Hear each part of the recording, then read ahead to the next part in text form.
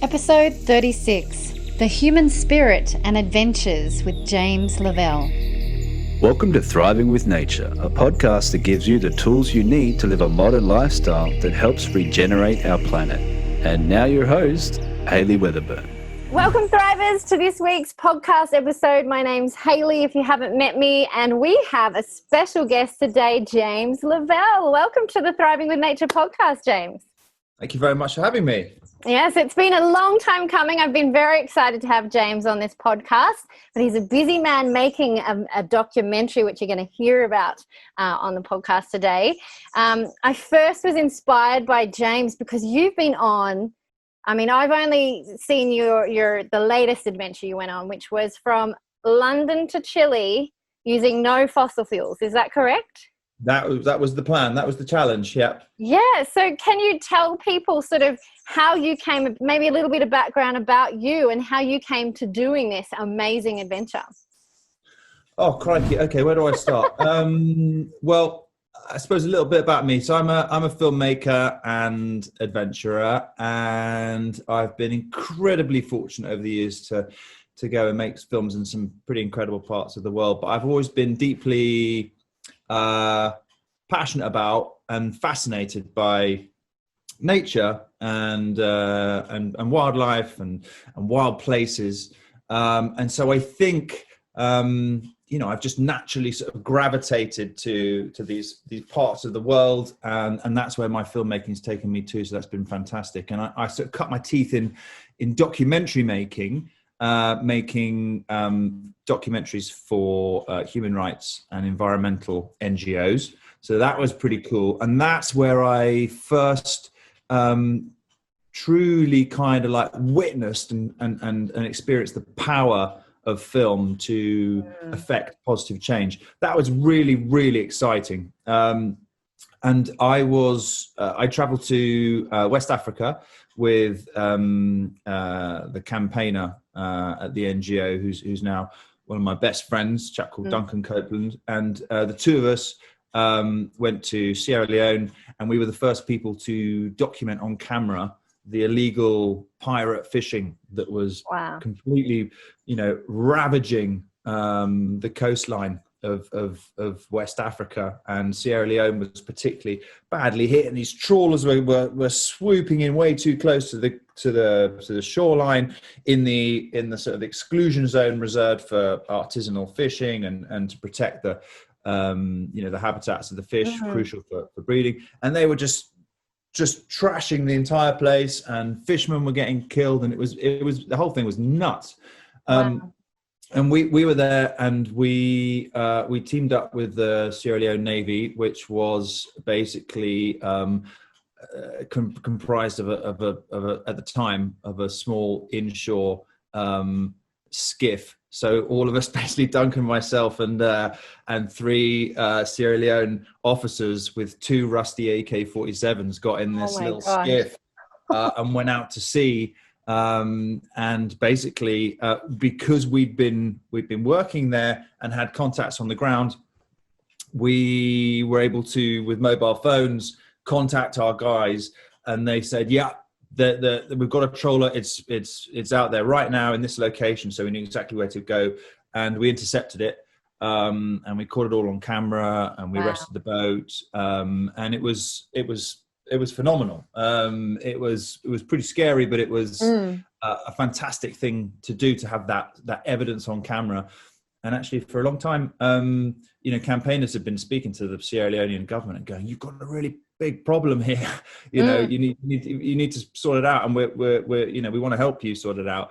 And it kind of fell on deaf ears. And then we took this film and showed it to them, and it changed the game. There was outrage. They were like, "What is this? What on earth is going on?" And we were like, "This is what everyone's been saying. This is what's going on." And it changed the whole kind of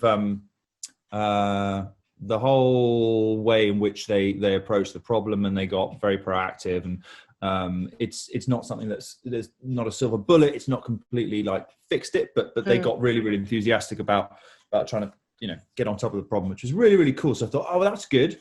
So I've kind of taken it from there, and then I sort of did a very exciting show for National Geographic not too long after that, where we were investigating the illegal wildlife trade, and that started with filming wild tigers in India, which was and remains one of the most amazing experiences of my life.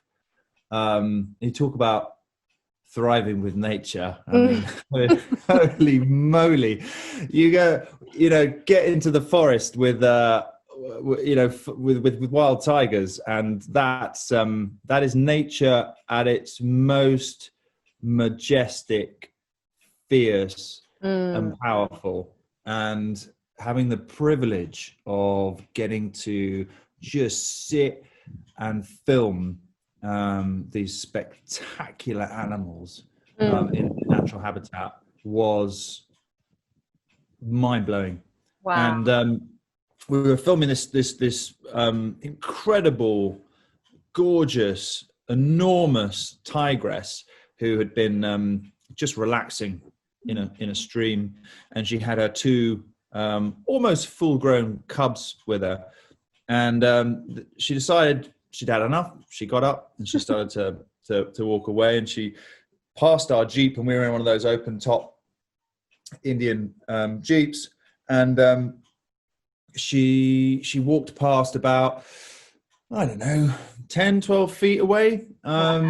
And as she walked past on her way to do whatever she wanted to do, because she was very much the boss, she turned her head, and she looked right, and she stared straight at me and made eye contact for 7 seconds. I know it was 7 seconds because it's on camera. We're filming the whole thing, and you can see her just go shunk, and it's like 7 seconds, like, holding that gaze. And that's when she was staring at me, and it was like pure electricity. Just, and I was like, oh, wow. And it's difficult to describe. It was sort of like, what was being communicated was kind of just sheer power, and the tiger in Rudyard Kipling's Jungle Book, Shere Khan. It's like sheer majesty, sheer power, and it was just like boom, and I was like, wow.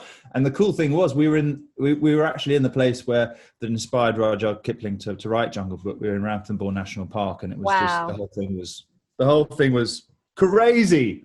Wow, that's amazing. And people can see some of that footage. Is that's on National Geographic? That series. I don't know how one would see it now. There's clips on my website, but the series was called Eco Crime Investigators. Cool. It was very cool.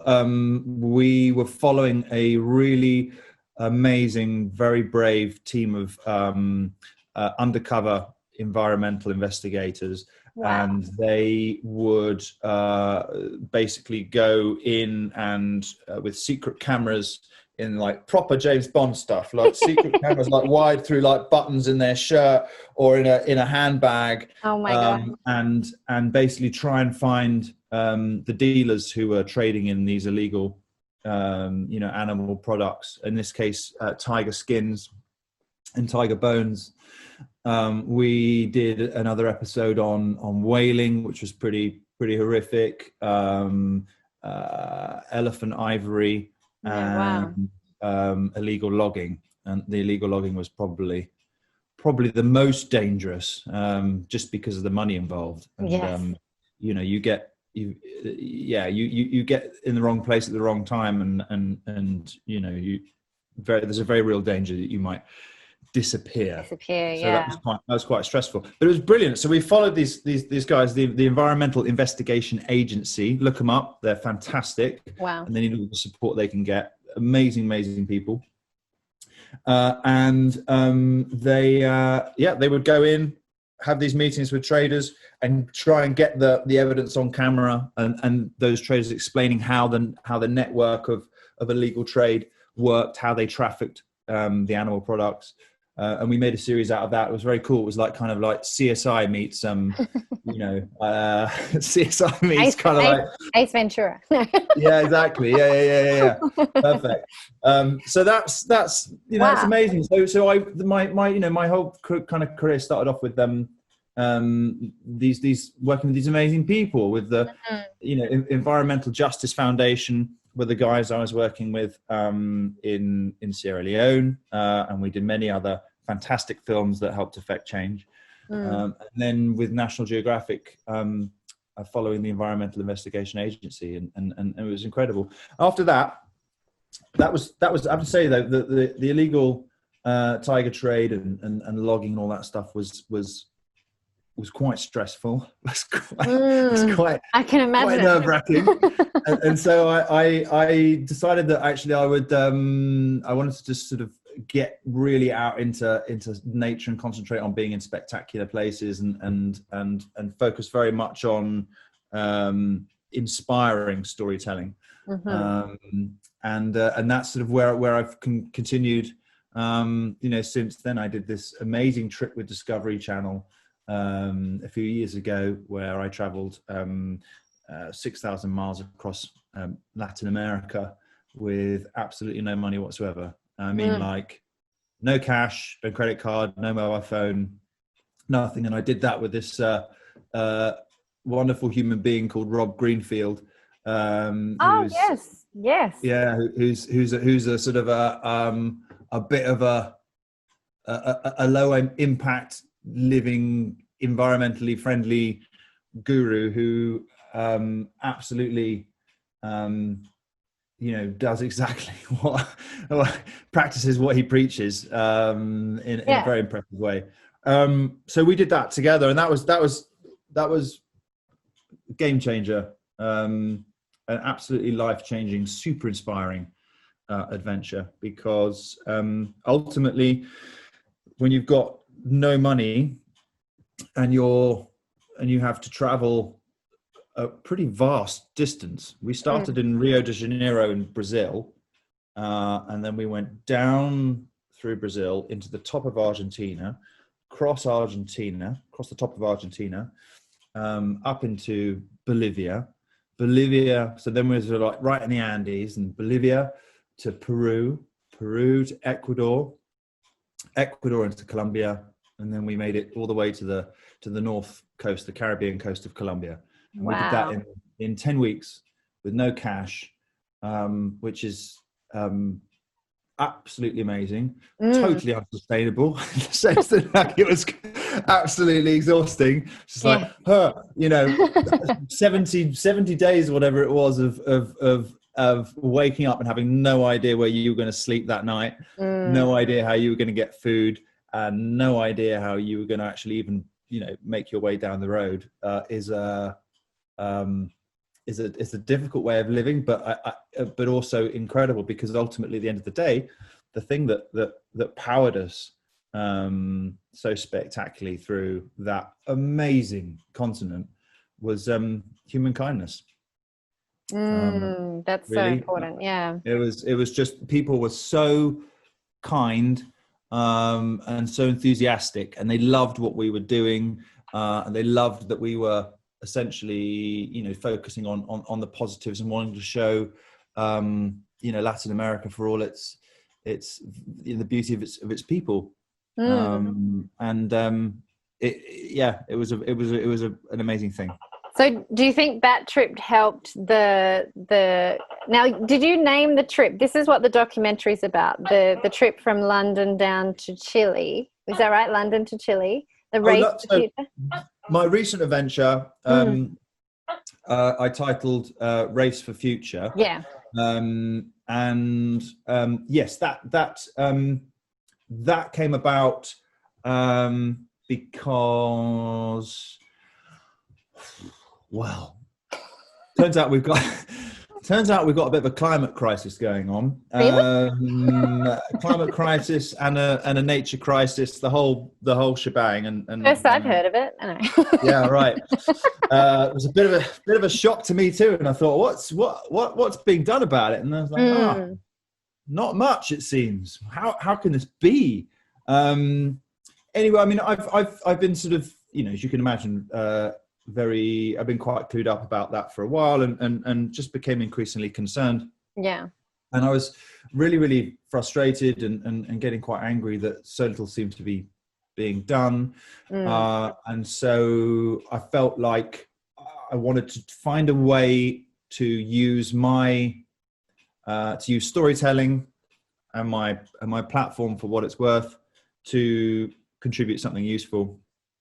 And the idea I came up with was to basically go on a sort of an extreme travel adventure, which is sort of the thing that I do. I'm starting to see the pattern. Yeah, exactly. And the challenge I came up with was to travel all the way from the UK to Chile in Latin America. The challenge being to go fossil fuel free, so not directly create emissions by the means of transport that I was using. And then I was like, well, why? And what's my purpose? What's my job? And I was inspired fundamentally to act and do something by the next generation, by young people. It was seeing them taking to the streets, organizing themselves, mobilizing, doing everything they could to make their voices heard. When in so many cases they had no political course of action, too young to vote, but it didn't stop them. They didn't despair. They didn't sort of mope about. They took to the frickin' streets and peacefully protested. And I saw all this happening, and I thought, this is amazing. I want to do something to kind of contribute as best I can. And so I decided my job was to make this journey to Chile, and on the way record climate action messages of hope, and also their demands for the future that they want to see. And crucially, the reason for going to Chile was where the UN climate conference was going to be. Yes, that was an interesting moment for you on that trip, wasn't there? A little bit. It was, in regards to that, do you want to share a bit about that? it was certainly interesting. Is one word. So I was all in, fully committed, doing this crazy trip. I made it through Europe without too many problems. And just for those that haven't seen a trailer or anything, you were on bicycle for most of that, for part of that. Can you share sort of the vehicles, how you got there as well? And we'll get to that twist. Sure, of course.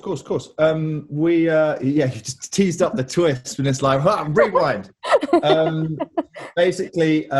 We basically, myself and my cameraman, Johan, we set sail from the south coast of England, and we sailed across the Channel to France, got to France, and cycled and took electric trains through Europe, and also briefly an electric car, nice. which was quite cool, but there was a bit of a minor disaster with that. Won't go into that now. And then we made it to Seville in southern Spain, where the tall ship, an absolutely incredible tall ship, over 100 years old, 3 masts, just like massive. Kind of like the ones Captain Cook went on, I'm guessing, being an Australian, sort of like that. Yeah, I mean, I felt like a proper pirate. It was amazing. And I got on this ship and we sailed off into the Atlantic, and we went via Madeira and then the Canary Islands and Cape Verde, and then it was just nothing but the deep blue sea and no land for weeks. It was incredible. And however, slap bang in the middle of the Atlantic Ocean, I got a message through on my satellite tracker one morning, and it was a message from the head of climate change at WWF, a lovely man called Gareth Redmond King, with a with a not so lovely message, where he said, you know, it started like this. It went, I don't want to alarm you, but any message that starts with that is just like all the alarm bells are ringing. I can just imagine you're like, what's happening? I'm like, oh no, what? And it quickly followed with don't want to alarm you, but the UN climate conference in Chile, in Santiago, has just been cancelled. And at that stage, it's like, what on earth are you talking about? How does this even happen? This is madness. Mm. Because I think you were going to be presenting what you'd been filming along the way at this conference, right? Exactly. So the whole point was the destination was Chile, because that's where the UN climate conference was going to be. And I was delivering messages from all of the young people that I met on the journey about their climate concerns, their dreams, their hopes for the future, in a short film that I would present to the conference. And they cancelled the conference. I was just like, you buggers. So, and then it turned out, a couple of days later or whatever it was, that they were relocating it to Madrid. And I was like, wow, insult to injury. I've just come from Madrid. What? So anyway, so then I had to think about what I was going to do. It was a very interesting time on that boat, surrounded by nothing but deep blue sea.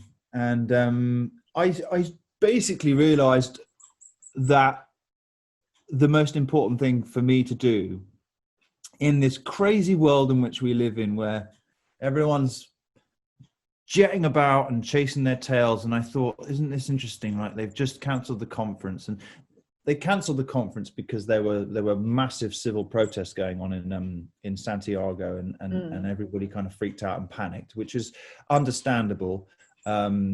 But still a great shame that they didn't hold their nerve, because actually, we can talk about later. It was a pretty amazing kind of peaceful protest, though at the time there was quite a bit of violence and sort of like public damage and things, and so they were quite concerned. But cancel the conference. Okay, no problem. We'll all just jump on our planes and jet to Europe and jet here and do this and whiz around.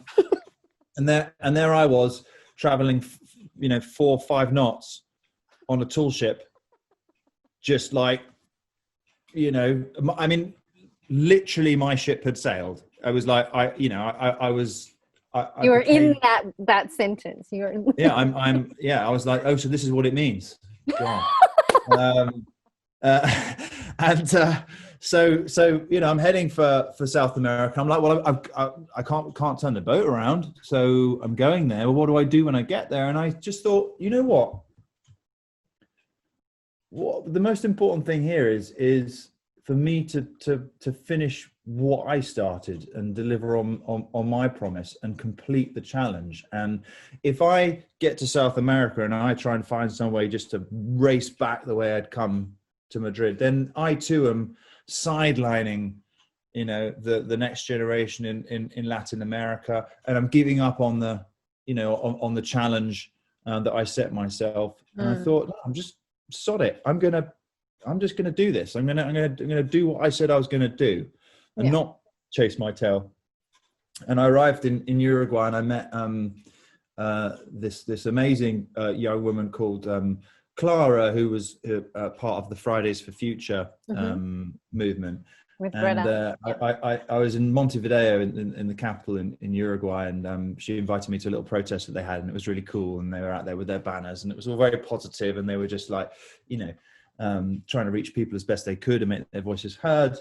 And I told her about, what I was doing, of course, and that I felt like I should continue to Chile. And she was like, she got really feisty. She was like, yes, absolutely. This is just even more important that you do this now. You know, we've been completely like pushed to the side, you know, forgotten about. The conference is going back to Europe, and once again, you know, Latin America is not getting the attention. And she was really upset because she was going to go to the conference herself and represent Uruguay, and she was really excited about that, and now she couldn't go.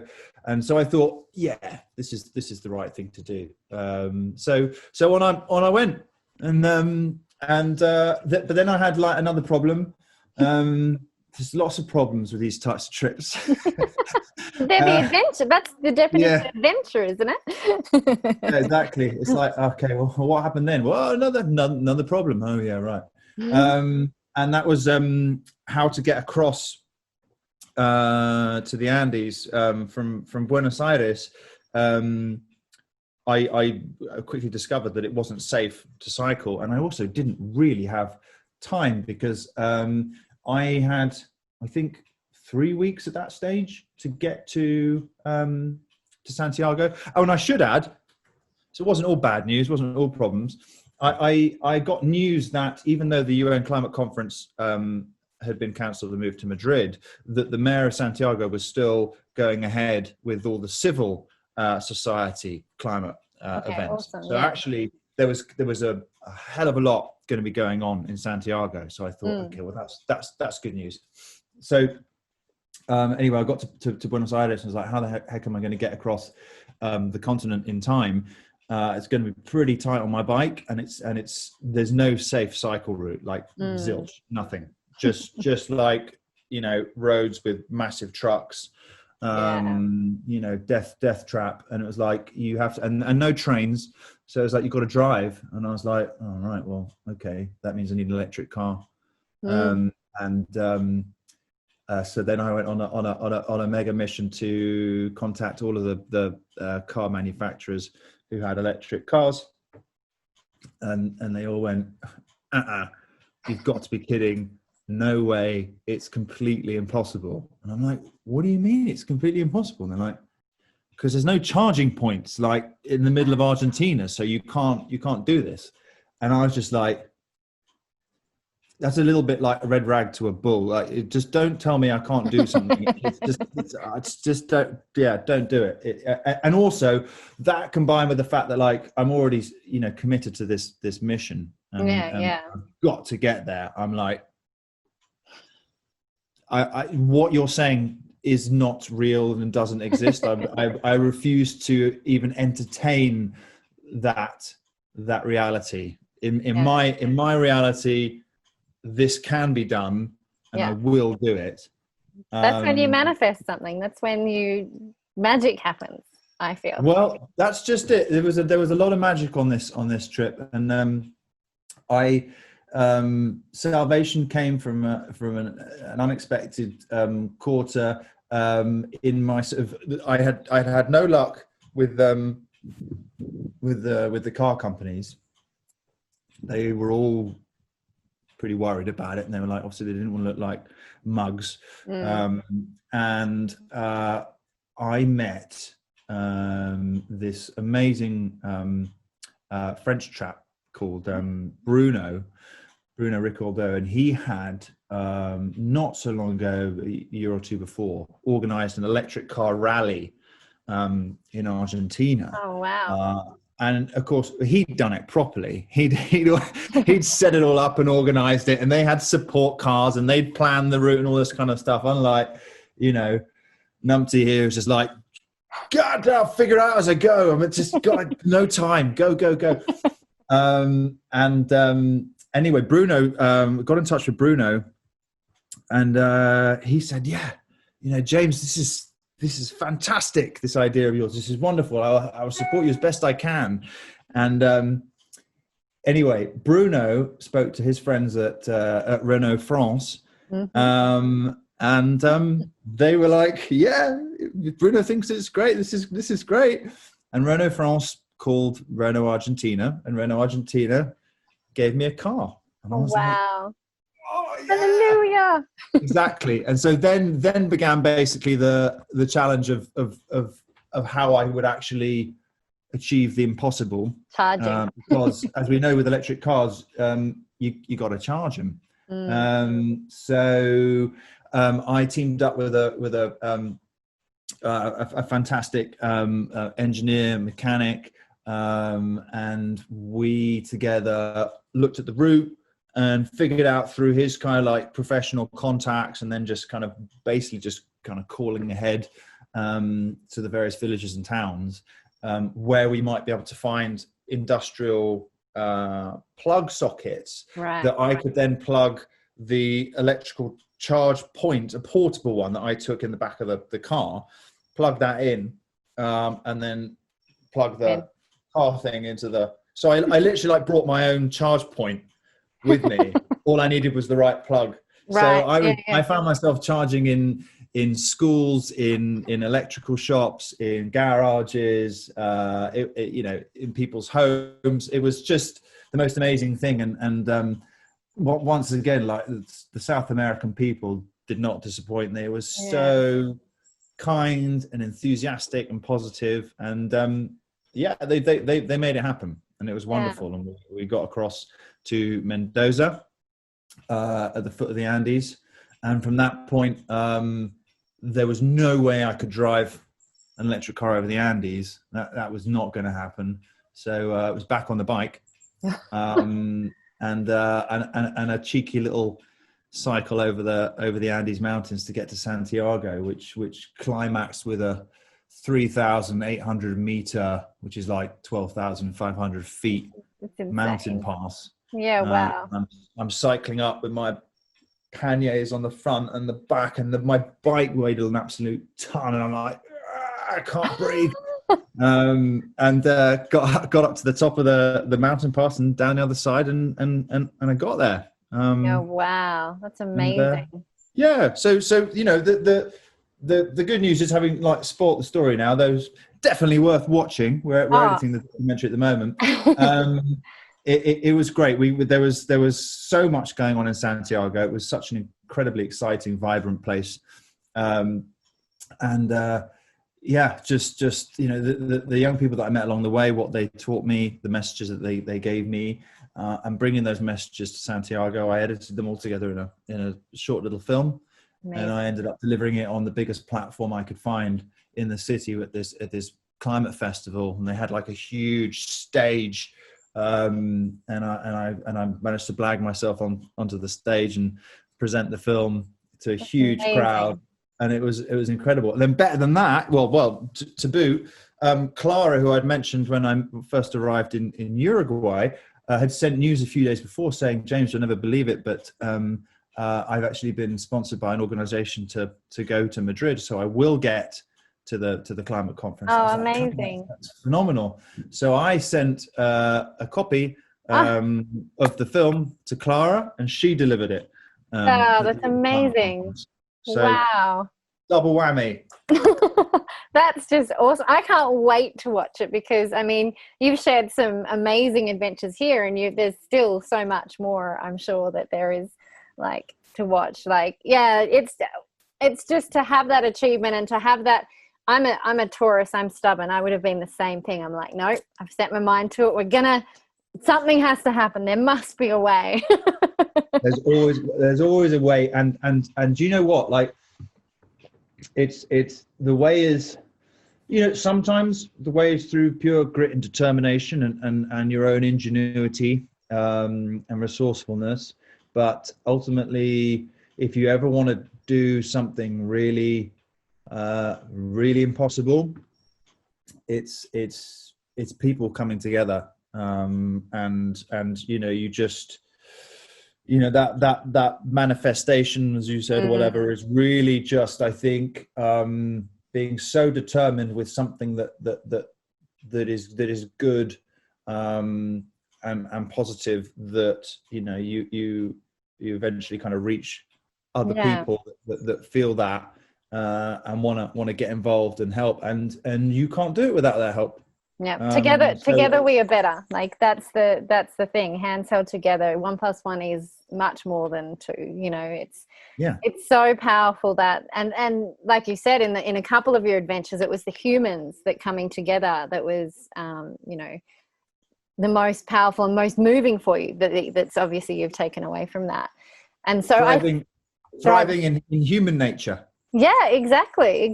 And we, you know, right now, I remember when the ball dropped for 2020, we didn't know what we were in for, but, you know, that was like, we've got 10 years to turn this ship around, this earth ship, so to speak.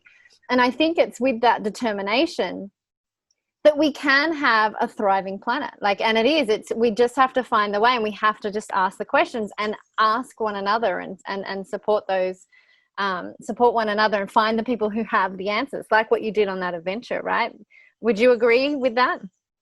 I would, yeah. I think that it's about, you know, that's really about communication and education and changing the story. So, you know, I always kind of come back to story because it's the most powerful means of communication that we have as humans. But ultimately, whether you're, you know, making a documentary and telling a story, or just getting on the phone and trying to get a hold of people and emailing and reaching out and, you know, meeting people, it's about really understanding what the options are and communicating that to as many people as possible, because, you know,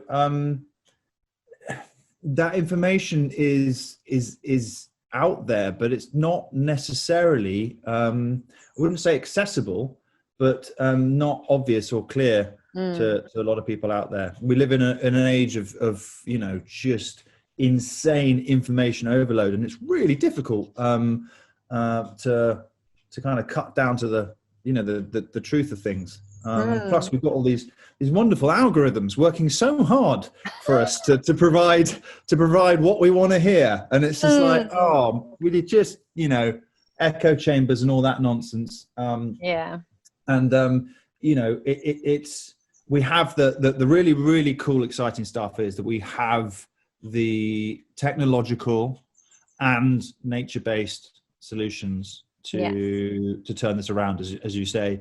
I think technology is fantastic. I think it's really fun. I think it's wonderful with like human ingenuity and innovation and our ability to come up with clever solutions to problems is great. But for me, my teacher and the thing that I have, you know, total faith in is nature. Because if you want, I mean, you look at nature, there is nothing more clever and spectacular and amazing in terms of how it works and comes together, the interconnectedness of things, and just the mechanics. I mean, when you just you break it down, I mean, you know, crikey, like, God, we talk about this till the cows come home, but like, you know, which example do you want to pick? Like, I mean, one of my faves is like wolves in Yellowstone National Park. It's like, you know,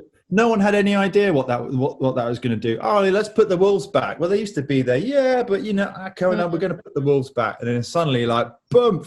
Next thing you know, rivers are changing direction. It's like, what? Yeah, it's amazing. So clever. So we've got we have nature-based solutions. I mean, you know, carbon capture.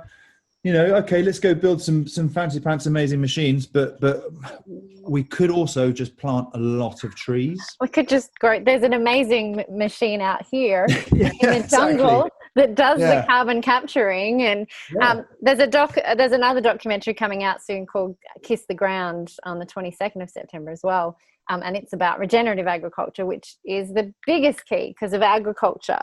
You know, if we just switch back to regenerative agriculture, not only will we help ourselves healthy because the plants will be healthy again because the microbes in the soil and everything, but we'll pull that carbon down as well. Like it's in nature.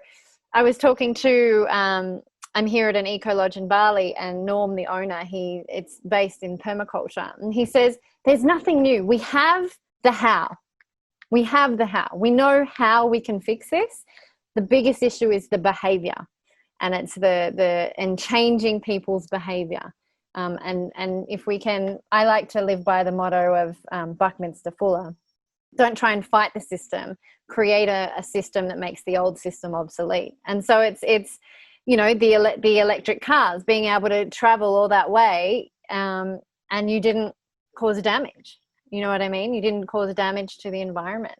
Yeah, absolutely. I think the other thing to do though with that is, like, you know, nature is the most, I mean, mind-blowing, just incredible, you know, thing ever, and the interconnectedness of beings. When we talk about the electric cars, then again, it's like, okay, so we've got an electric car, cool. So following nature's example, how does it all connect up? What are the impacts? And then you start, like, you know, with whatever you want to call that, systems thinking, or just into being, interconnectedness. Then you start going, okay, well, you know, where are the batteries from? How does the lithium, all this kind of stuff. And that's great. That's cool. And you don't want to do it in a kind of like, oh, you know, it's just like, let's account for the whole thing. And we can never be as clever and get it anywhere near as complex and amazing as nature has it. But we can follow, and we have to follow, you know, her example, because that's the only way things work. So it's like, okay, cool. Well, let's mine and resource lithium in a better way. Okay, cool. And it's like, how's the lithium getting from this place to this place? And you just work through it, and you do it in a positive kind of way. So it's like a puzzle, like a challenge. And I think that's the you know, the key to it. And I'm with you 100% on the whole, like, you know, don't you know, slap people about the face with sort of like going, oh, the whole way you've led your life is wrong.